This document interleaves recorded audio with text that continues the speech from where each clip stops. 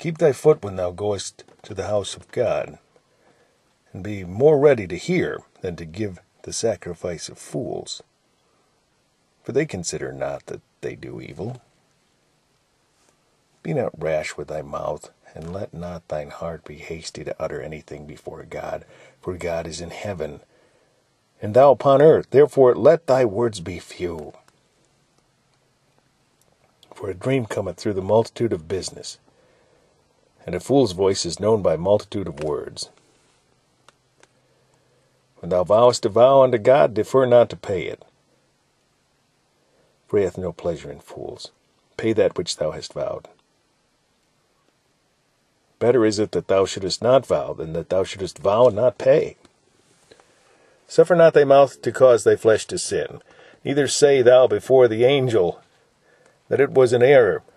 Wherefore should God be angry at thy voice, and destroy the work of thine hands? For in a multitude of dreams and many words there are also divers vanities, but fear thou God. If thou seest the oppression of the poor, and violent perverting of judgment and justice in a province, marvel not at that matter. For he that is higher than the highest regardeth,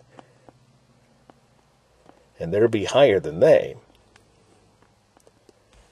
Moreover, the profit of the earth is for all. The king himself is served by the field.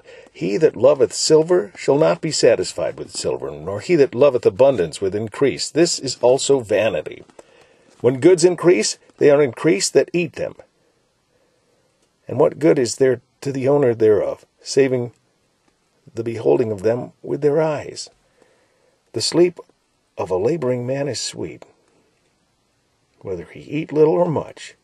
But the abundance of the rich will not suffer him to sleep.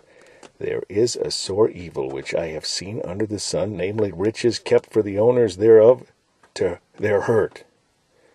But those riches perish by evil travail. And he begetteth a son, and there is nothing in his hand.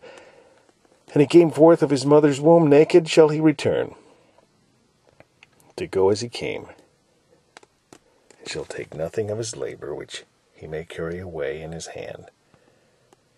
And this also is a sore evil, that in all points as he came, so shall he go.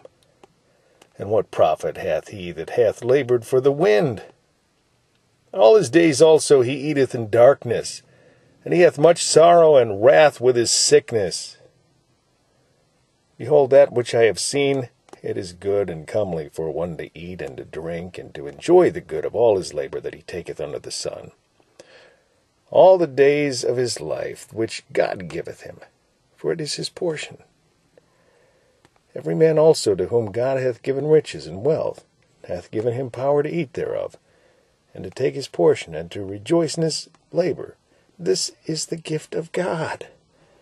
For he shall not much remember the days of his life, because God answereth him in the joy of his heart.